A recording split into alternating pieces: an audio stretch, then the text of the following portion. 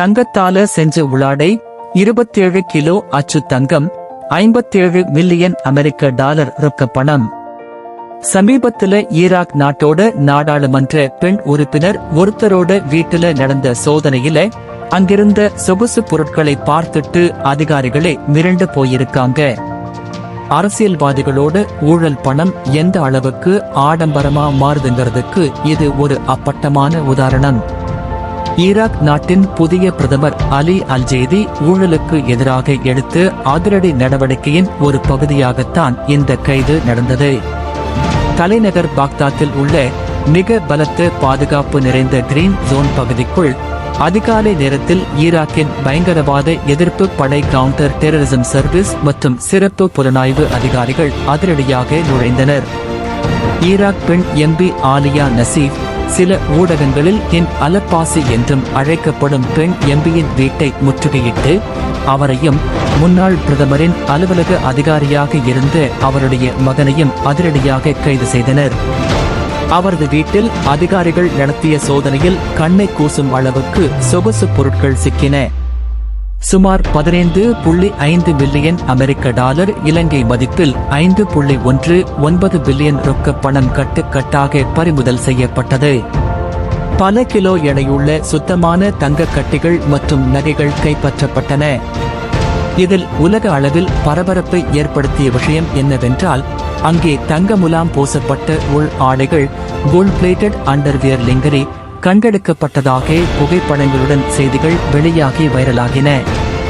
கைது செய்யப்பட்ட அந்த பெண் எம்பி மற்றும் அவரது மகன் உட்பட இந்த ஊழல் வழக்கில் தொடர்புடைய 60-க்கும் மேற்பட்ட அரசு அதிகாரிகள் தற்போது ஈராக் மத்திய ஊழல் தடுப்பு நீதிமன்றத்தின் central anti corruption criminal court உத்தரவின் பேரில் சிறையில் அடைக்கப்பட்டுள்ளனர்.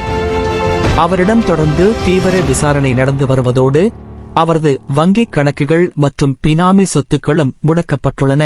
ஈராக் நாட்டு பெண் எம்பி வீட்டுல தங்கம் சிக்கிறத பார்த்து நாம ஆச்சரியப்படுறோம்.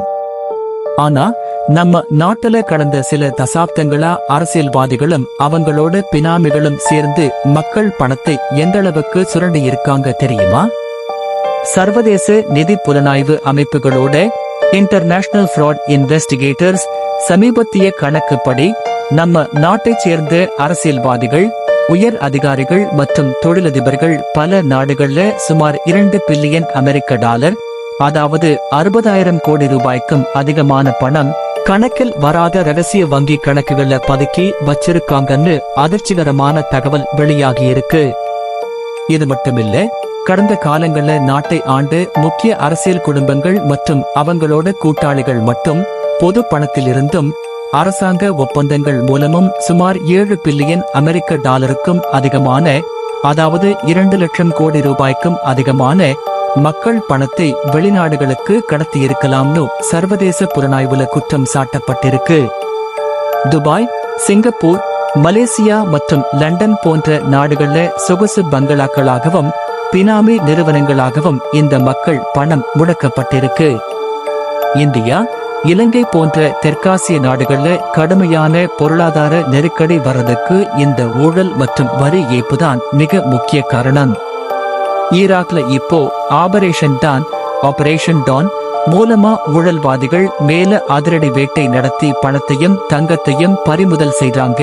அதே போல உலக வங்கி, வேர்ல்ட் பேங்க் மற்றும் ஐநா சபையோட அனோட் உதவியோட திருடப்பட்டு நம்ம நாட்டு சொத்துக்களை மீட்டெடுக்க ஸ்டோலன் ஆசெட் ரிகவரி டிரைவ் கடுமையான சட்ட நடவடிக்கைகள் எடுக்கப்படணும்.